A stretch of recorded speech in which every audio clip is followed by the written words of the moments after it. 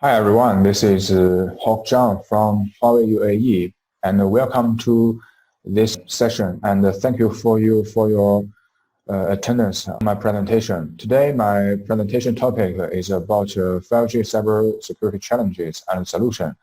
And I'm very proud and pleasure to give a presentation in HITV Cyber Week. For the following presentation, there will be 4 parts. The first one is about the key security challenges of 5G networks. In this part, you will understand some main challenges raised in application of 5G networks and exact cybersecurity threats. Next, the second part will introduce the GSMA 5G cybersecurity knowledge base. And actually, this knowledge base can be seen as a solution base for addressing the challenges and the threats mentioned in part 1. After understanding the solution and the threats, I think it's time to introduce the cybersecurity model. This model is actually will tell us what exactly the 5G cybersecurity for our stakeholders. And this cybersecurity model is layered. It contains 3 kinds of layers representing the 5G application, network, and network equipment. Last but not least, we will introduce a top-level design principles for 5G cybersecurity. And those principles are zero trust, in-depth defense, and adaptive security, respectively. Each of them and related security assessment or security assurance standards will be specifically introduced in this part. Okay, let's go start to the first part. Nowadays, we say the usage of 5G and all 5G networks bring some changes, and those changes can be classified into 3 categories: the business changes, network changes, and technological changes. Actually, according to the excellent features of the 5G, such as enhanced mobile broadband, massive machine tap communication, and ultra-reliable low-latency communications, thousands of types of terminal devices can be connected to the 5G network or connected to the other networks. So the higher security requirements of the industry must be made. It means there are a lot of new security requirements or threats emergence, and we must be carefully consider how to address those new threats and under the new contexts. And for the network changes is actually the new architectures. The new 5G software and network deployment architectures introduce new interfaces and boundaries. The new service-based architecture, SBA, and slice architecture shall adapt to new security requirements, such as SBA-based identity authentication, slice security protection, and multi-slice risk management to prevent attacks.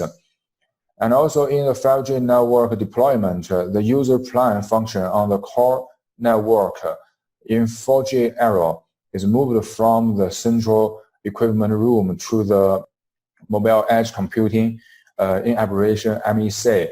In this new architecture introduced the new boundaries, so the extra protection should be provided in consequence. So the convergence of connection and computing also creates new security challenges. For the new technologies, the technological change, cloudification and virtualization technologies are widely used on 5G core networks, which creates security risks in the sharing and virtualization of infrastructure resources. So that in this way, the benefits is to reduce the costs of deploying physical infrastructures for different network functions. In the future, the impact of the quantum computing on traditional cryptography algorithms shall also be considered to ensure network security. So from next page, I will introduce each of those changes and exact cybersecurity challenges. The first one is business changes and security challenges.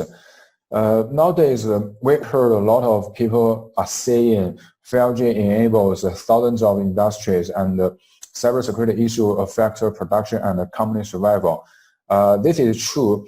For example, for the smart industry, more and more industries are applying the telecommunication networks into their plants to increase the productivity. And also for the smart grid, in the past days, we can say some hardworking laborers doing the very dangerous portal inspection work because they must climb on the high voltage cables or the towers, which is very high and very dangerous. So today, through the 5G networks, the laborers no longer need to do that, and they just use the mainless drone to do the same thing. And also for the smart healthcare and the smart education, the remote surgery or remote education will come true, and the convenience and efficiency of our daily life will be dramatically enhanced. So the whole industry come to a common opinion. It is that security is the key guarantee for 5G industry applications. In detail, we say the industry applications are carried over 5G networks and enterprise networks, and carrier networks are converged. It means 5G networks are part of enterprise network infrastructure and needed to be protected based on the industry requirements of the enterprise. So some extra requirements, especially the security requirements for the mobile operators, must be concerned or addressed. And also we can say diversified vertical service applications and different industry requirements are increasing for the mobile network industry because they want to achieve different business objects according to use the 5G network. Therefore, different services in our enterprise have different requirements on experience and security, and the differentiated security capabilities are required. So the more the 5G networks or 5G technologies are used, the more cybersecurity requirements will be given. Will be given to the different stakeholders, not only the mobile network operators, but also some maybe application developers, service providers, and also we say the user plan function is deployed at the edge to connect to the enterprise network to carry enterprise applications and meet low latency requirements, which means the enterprise data cannot leave the campus network, for example. And this is for the business changes and the security challenges. And next, let's see the network changes and security challenges. As I mentioned previously, the most representative network changes is about the function architecture and slice. And here in this page, on the left-hand side, the first box is picked the service-based architecture, and in this figure, you can see, okay, the many network service function modules are isolated.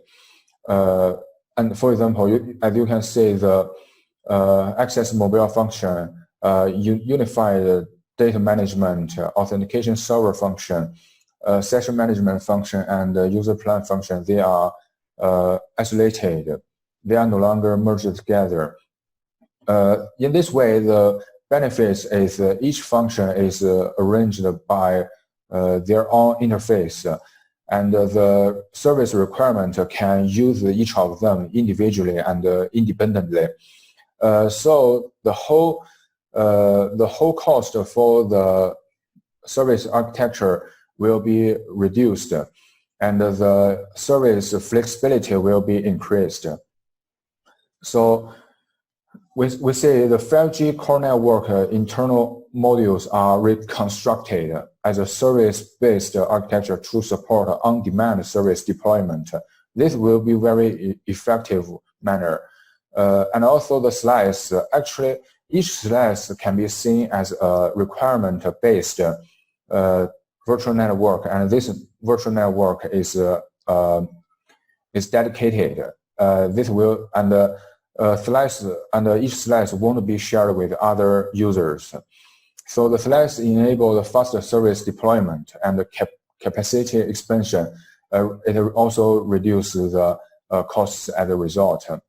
However, the related challenges is quite straightforward and obvious. In the 5G core network, the network equipment identity authentication and message communication based on SBA must be protected, which means although we say the each network equipment or service function modules are isolated, but actually they can't be accessed without any protection or authentication and authorization. Also, for the slice, the boundaries among different slices must be isolated to prevent attacks among them. So that for example, the resource abuse based on the slice will be avoided. And also, the other very representative network changes is about the user plan function is removed from the 5G core network. And on the right-hand side figure, we can see the UPF is deployed within the MEC. So we say, so positively, the UPF supports downsink deployment to support local traffic distribution and reduce service latency. This is quite useful, helpful, and cost beneficial. But the UPF, but since the UPF runs from the central equipment room to the edge equipment room or enterprise campus, the broad protection needs to be enhanced and provided. Otherwise, the safety and security of the UPF is quite problematic. Okay, the last change is technological changes and security challenges. Actually, in the past days, I mean, in the 4G or 3G era, each hardware is dedicated for only one network equipment or the service functions. For example, on the legacy, maybe for example, the IP multimedia subsystem, and this involved packet control is they are physically isolated, and the physical border is quite clear, and each of the hardwares are provided independently and individually. But nowadays, to increase the service effectiveness and reduce the cost, the network function virtualization is used, and it has become mandatory in 5G. Let's say this figure. There are three new existing components. The first one is the hardware basics. It means one hardware infrastructure will be provided for all kinds of network equipments or network functions. To do this, the second newly thing is introduced. This is the virtualization layer. According to this virtualization layer, those different network functions can be approached according to many virtual machines. So in order to manage them and manage those network functions, the management and orchestration components is needed. So due to those newly introduced components, the security challenges are also as introduced as a result. Let's say what they are. First, infrastructure resource sharing. The traditional physical security boundaries are broken. Resource sharing, unauthorized resource promption, application layer, data access, and image tampering, etc.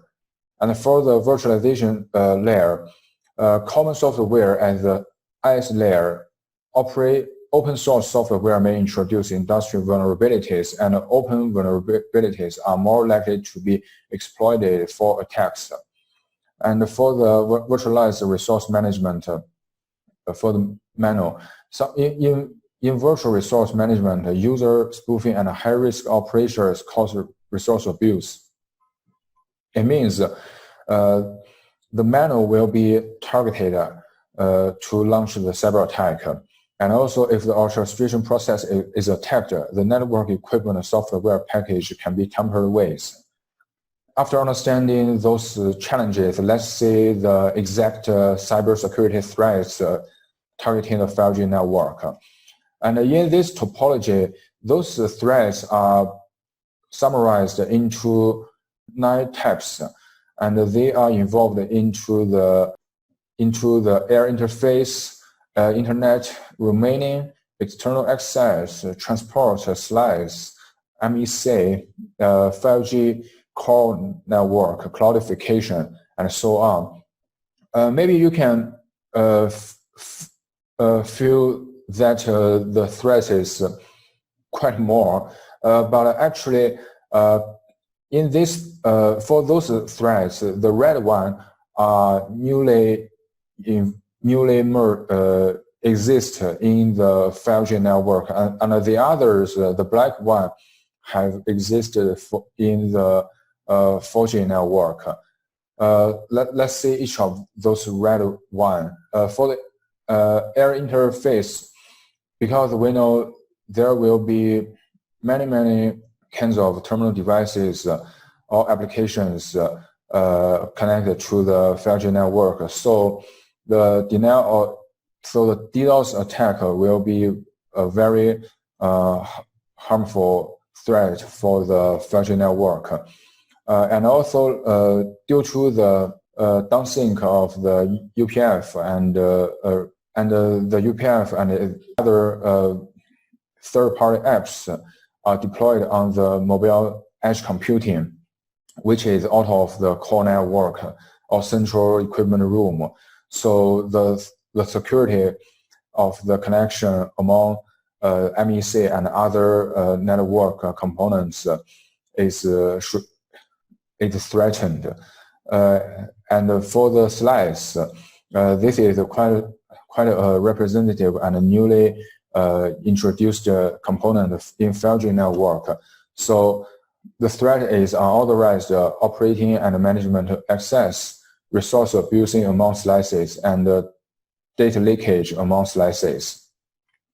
As for the MEC, for example, as we mentioned, the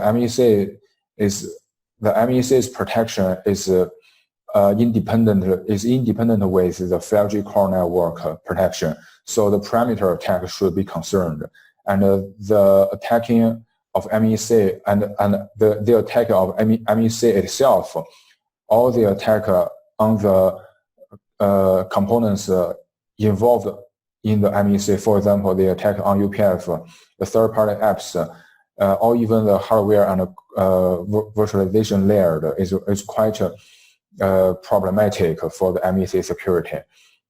And for the 5G core network threats, as I mentioned earlier, the service-based architecture is a newly targeted source.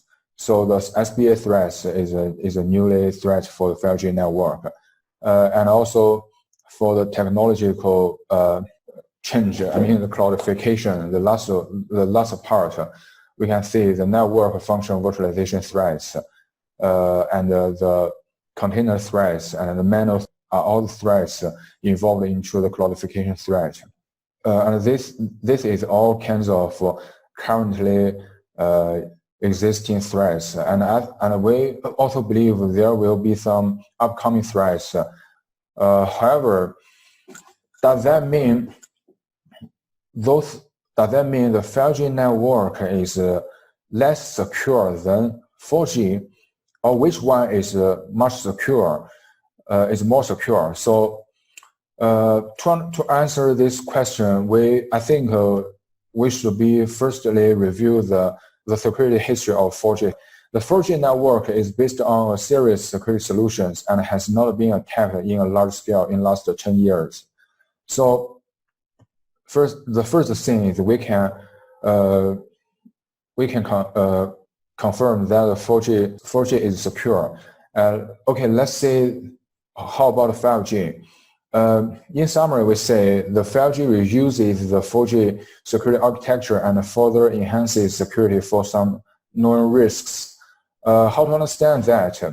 We choose 6 aspects in 4G and make a comparison with 5G. Actually, they are cryptography algorithm, air interface security, user privacy protection, security policy, user authentication experience, and remaining security. By comparison, we can say in 5G there are stronger cryptography algorithm, better air interface security, stronger user privacy protection, flexible security policy, unified user authentication, and enhanced remaining security. This is because for the encryption algorithm, the 4G uses 128 bytes encryption, but 5G uses 256. And for the user air interface security, there is no integrity protection for the user plan in 4G. But this time in 5G, there is a user plan integrity protection. And for the privacy protection, the 5G uses the subscriber concealed identifier. And also in the 4G, the security policy is just a network level. It means one for all, one policy for all kinds of subscriber. But in the 5G, each subscriber is arranged with a different security policy. And also for the authentication, in the 4G network, the authentication is different for different access. But for the 5G, the whole user authentication is unified. So this is much easier to manage the user authentication and provide more secure authentication. Last but not least, in the past days, the transmission of remaining subscriber data in 4G, this is plain text. But in today 5G, this plain text is secured, and one component is added. This is called security edge protection proxy.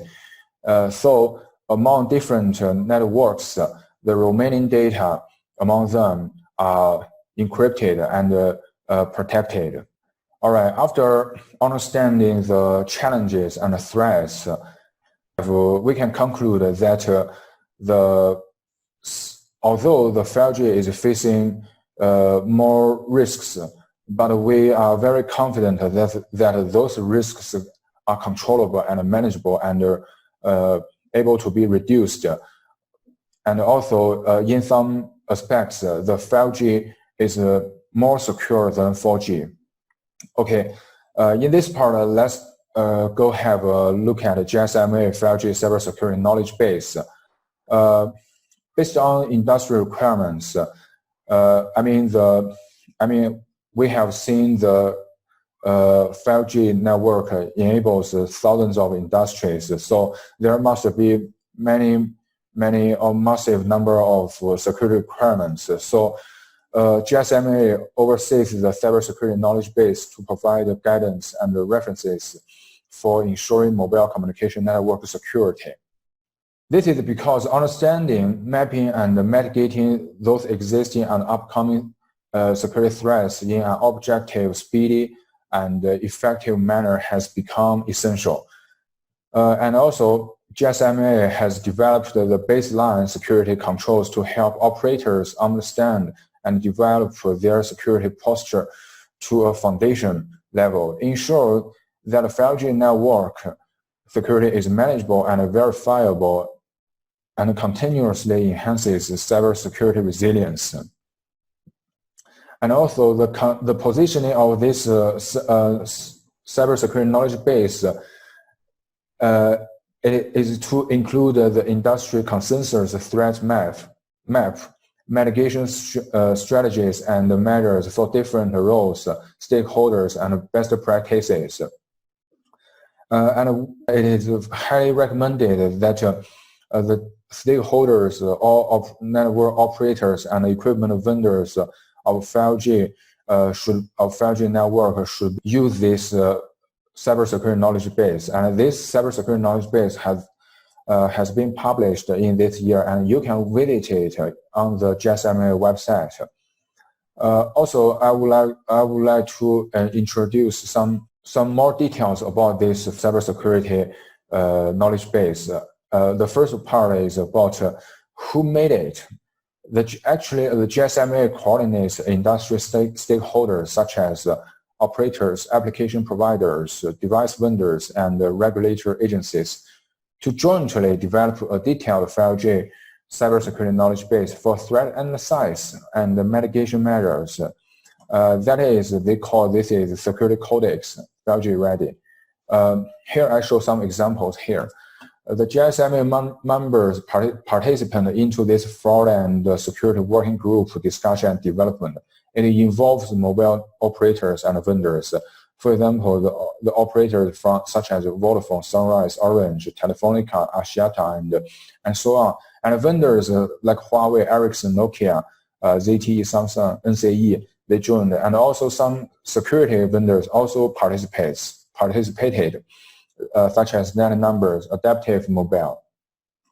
And also those knowledge base refer to the output of standards organizations and organizations in the industry. It means the content of this knowledge base is also based on some well-recognized and internationally accepted standards, such as, for example, 3GPP and NESA, GSMA, PRD, and NIST.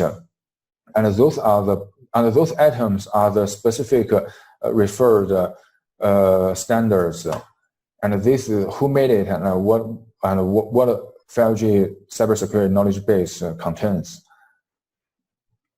And next, let's see the structure of the knowledge base. From bottom to the up, for the bottom layer, we see this is layer 2. It contains the 5G network typical threats.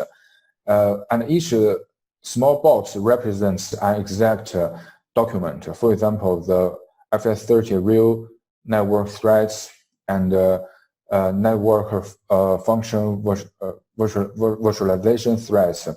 And the other is about the 5G key security solutions. And this is the control. And according to the threats and based on the controls, the baseline security controls are defined. And also, we know the GSMA has published many other different security documents in different ways. So the overview of this 5G cybersecurity knowledge base is composed of the background and scope of this knowledge base and a mapping relationship with other documents in GSMA. So we say, so it is said, the GSMA 5G cybersecurity knowledge base builds a comprehensive 5G network security knowledge system and propose baseline security control methods based on typical 5G network threats and a series of key security solutions. All right. After looking at the overview, let's keep a closer eye on the contents. The first part is about the threats. Actually, the knowledge base comprehensively analyzes the risks, attack methods, and the impacts of mobile networks. For the comprehensive threat analysis for networks, it summarized different fields and the threats targeting on this field. For example, the application fields, what the threat is malicious application, user compromising or theft of personal data. For the core network fields, the threat is DDoS. It's DOS attack against core network, voice call, eavesdropping, and mobile communication monitoring. And for each of these threats, such as the DOS attack against the core network, it is described specifically, and also the knowledge base show the attack methodology, how to launch the attack, and also the potential impact is shown as a result of launching such an attack. And for the solution or controls, the GSMA 5G cybersecurity knowledge base firstly show the risk mitigation responsibilities of stakeholders. This is quite reasonable and straightforward, because when we don't understand the responsibilities of different stakeholders, it will be very, very difficult to make sure the security of the 5G. So in the knowledge base, the GSMA showed a shared responsibility. It involves the application operator and the network operators and the vendors. And it is summarized that the application security responsibility of application developer is a responsibility of application developers and service providers. The network security commonly managed, controlled, and cooperated by the mobile network operators. But some elements may be also be outsourced to specialized service providers. And for the product security, this is the responsibility of the vendors. After clarifying the responsibility, it's time to show how to mitigate the attack or the threats. Here is an example of DDoS attack against the core network. So the mitigation measures include all the stakeholders, include the service provider, and what the service provider should do has been documented here, and for the operators and for the vendors, and also some references are given here to help the readers to better understand or compare the security requirements. Therefore, the GSMA believes 5G security risks can be addressed through the deployment and coordinated and verifiable security measures based on common standards. In the last part, we will give a short introduction about these common standards. After looking at the risk mitigation, let's see the baseline security control that mobile operators can consider deploying. For the controls, it involves two types.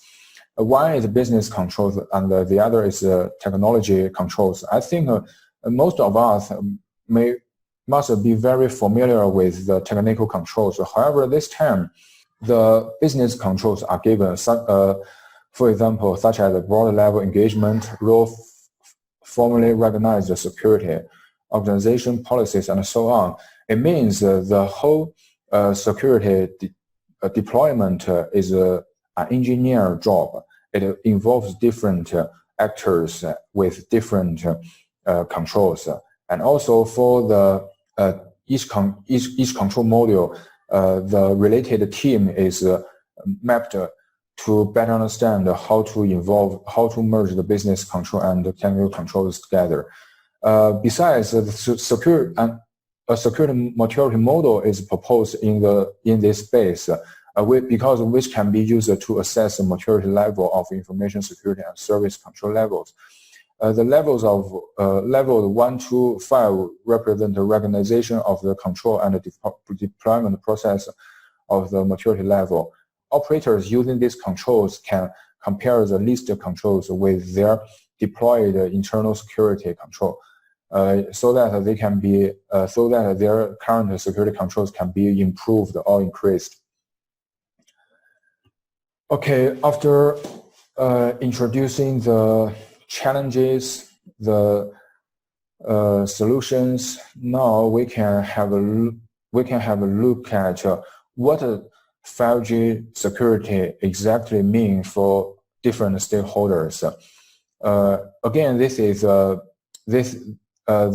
layered model, and this layered model is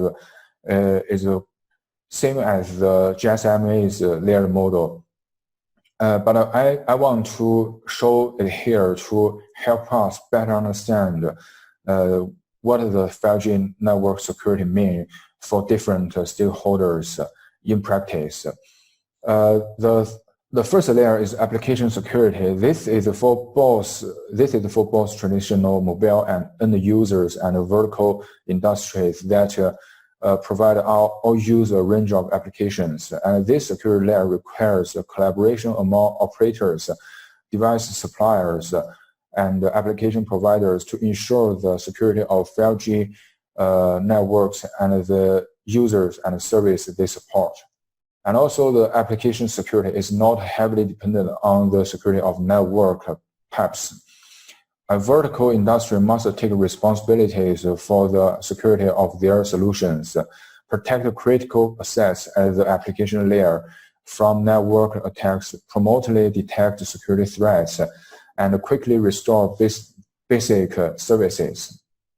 And next is the network security and operating and management security. This layer is usually managed and operated by operators. They should consider network compliance and security of network design, deployment, operating and management, and operations, and continuously perform comprehensive risk assessment based on network component as well as network equipment and the architectures provided by the vendors to ensure effective management of security threats. And the last layer is for the network equipment. Actually, this layer must be provided by equipment vendors. It focuses on the compliance, security development process, and security capabilities of products. Security assessment is critical for product security. It provides a basis for assessing whether network equipment and components are designed and implemented in compliance with security requirements. And on the right-hand side, there are industry standards and methodologies to guide how to make each layer secure. And they are also well recognized and good references. So we say the 5G cybersecurity is a shared responsibility of key stakeholders, including operators, interconnection providers, equipment vendors, application providers, standards organizations, governments, regulators, each with their own clearly defined responsibilities. Those responsibilities, when fulfilled, can enable the secure deployment and operations of 5G systems. And in this page, this is actually the exact cybersecurity modules should be concerned for the network equipment security and for the network operators. For example, the vendors must provide a trusted development environment. It must ensure the data security when the data flow are in its equipment. And for the network security, it involves networking security, RAN security, 5G core network security, and mobile edge computing security. With those security guaranteeing or assurance, the application security, such as the user data security, can be guaranteed. Okay, we are arrived at the last part of this presentation. In this part, I'm going to talk about some top-level design principles for 5G cybersecurity. The whole design principles are still based on the three-layer security model: the product security, network security and application security.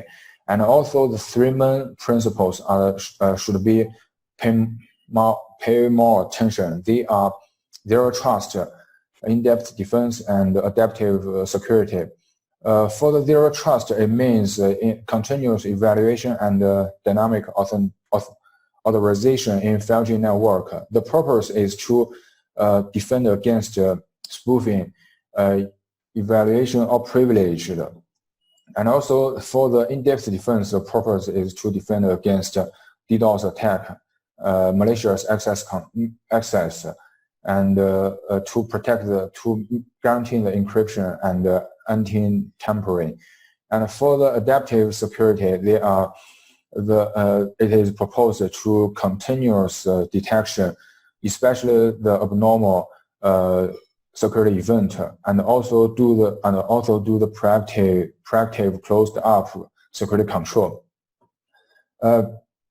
Besides of them, the security standards and best practice must be referred and involved into implementing those three kinds of principles, and also to better understand how those principles are well implemented in practice. Some security governance and assessment are essential for the security evaluation. Let's see the first principle, in-depth defense. It is actually to build 4 lines of defense to establish an all-around in-depth defense system for 5G networks. Sorry, the sentence is a bit wordy. And the first, actually, the in-depth defense is like an onion model. There are different layers for the protection purpose. The first one is the firewall. This is arranged at the boundary between network and other places out of network. And the second one is for the second is for the remaining security. I mean the security edge promotion, security edge protection, proxy, and this is assigned between different networks. And the third layer protection is located in the network equipment. Each network equipment should not be accessed directly, and the communication among them must be protected. And the last one is for the isolation of virtual machines. In summary, we say, those 4 kinds of protection layers are broad protection, service proxy, network equipment isolation, and virtual machine isolation. The second principle is zero trust at 5G.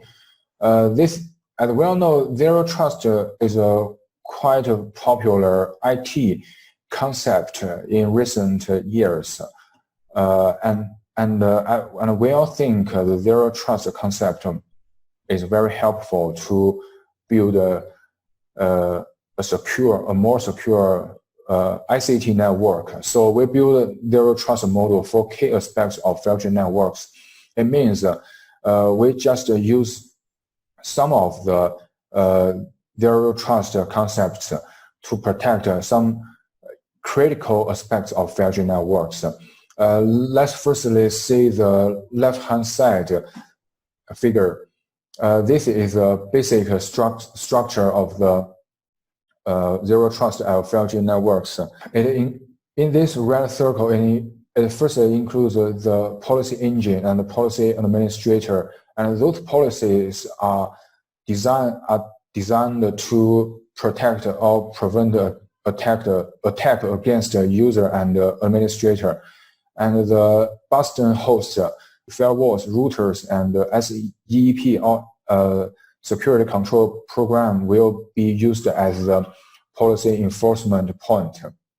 So in this way, the zero trust at 5G is to protect the access control and according to the refined authorization of telecom users and administrators to reduce the attack surfaces. For the zero trust access, for example, the unified data management, authentication, and authorization, access mobile function access control, and also the slice access control are concerned according to zero trust. And for the administrator, it is called zero trust operating and management. The bus host authentication and authorization to the permission control, equipment management system, identity authentication, and management permission control. Here is an example of operating and management identity management of zero trust at 5G. As you can see, the device and users will be verified in different ways, and for the enforcement point, it involves IT authentication, dynamic control, and dynamic evaluation. And according to the logs and the control policies are enforced accordingly. The last one is adaptive security. It's actually continuous detection and proactive closed up based on the IPDR methodology. As we all know, the IPDR methodology is designed by the NIST. It means identification and protection, detection, response, and recovery. The purpose is to integrate adaptive security to build intrinsic 5G security capabilities and develop dynamic security solutions that are continuously optimized. Because nowadays we think the security is quite essential and critical, but what if the security is breached? What should we do? And this adaptive, so it is very needed for an adaptive security manner, and this is become another principle. So in this way, maybe the risk exposure period can be reduced from weeks to hours, and the threat detection time can be reduced from months to minutes, and also the response time will be reduced from days and to minutes. In this way, some security incident or risks can be discovered or found in time, and the service availability will be guaranteed timely. Normally it involves some intelligent analysis and automatic forensics and confirmation and policy distribution.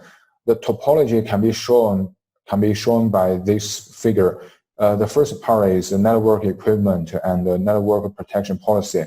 They will be enforced on threat detection based on hosts, logs, and flaws. And also those useful message or threat message intelligence can be sent to the SOC, and the network security events will be determined or identified. And then the network equipment and network response will be network response and recovery policies will be forced or triggered. And as we mentioned very earlier, it is still needed to understand some security assurance or security assessment methodologies, so that we can make sure or externally say, okay, our network or our network equipments are secure. Nowadays, there are some good framework. One is NESAS and the other is called SCAS. And actually, they are mobile communication network security test specification and assessment mechanism developed by GSMA and 3GPP, and which are jointly developed by major global operators, suppliers, industry partners, and regulators. The network equipment of vendors are audited and tested by independent and authoritative third-party organizations. In detail, the NESAS covers the evaluation of vendors' product development and product life cycle. The SCAS this is the full name is Security Assurance Specification. It provides a description of the security requirements pertaining to a given network product classes. There are many benefits for the key stakeholders of applying NESAS&SCAS. For example, for the equipment vendors, the NESAS&SCAS provides accreditation from the world's leading mobile industry representative body, delivers a world-class security review of security-related process, offers a uniform approach to security audits, and it can also avoid fragmentation and potentially conflicting security assurance requirements in different markets. And also, for example, for the regulators, because the NESAS&SCAS are developed by the mobile communication industry to prevent standards fragmentation and maintained by industry, and continuously evolving and enhanced cost-effective, innovative, and also a low market entry barrier, and promoted security benefits. So nowadays it is highly recommended for the industry to do the NESAS&SCAS application, implementation, and certification. And also, since we understand the importance and the benefits of applying the unified standards, Huawei has obtained a key assessment in the industry and is the first to complete NESAS&SCAS assessment. In March 2020, Huawei's 5G or 4G run was the first to pass the GSMA NESAS 1.0 audit. And 2 months later, our 5G core network was the first to pass the GSMA NESAS 0.1 audit. And at the end of last year, Huawei took the lead in completing the decoupled SCAS 1.0 test for 5G and LTE. And we also became the first supplier that has passed the GSMA NESAS assessment again. Sorry, both of them the first time. Besides, we also finished other passed the certification or assessment, such as, for example, the common criteria. In June 2020, Huawei GNOB obtained the first government accredited common criteria evaluation EAL4+ for 5G in the world, and evolved by an independent third-party lab. Here are the screenshots about those certificates. So, and here we trust. We think the trust must be based on verifiable facts, which should in turn be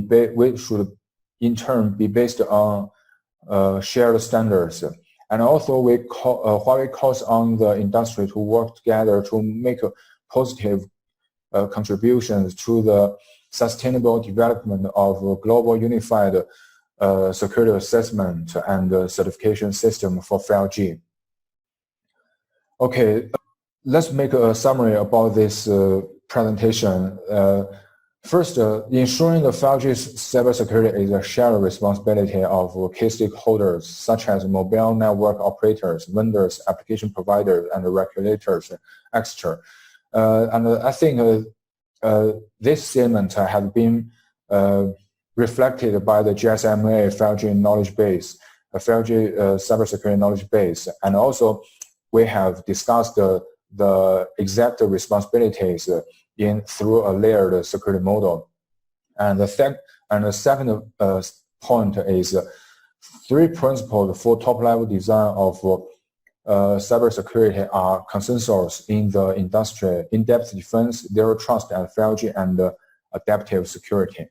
And also for 5G networks, NESAS&SCAS provides the right kind of standards.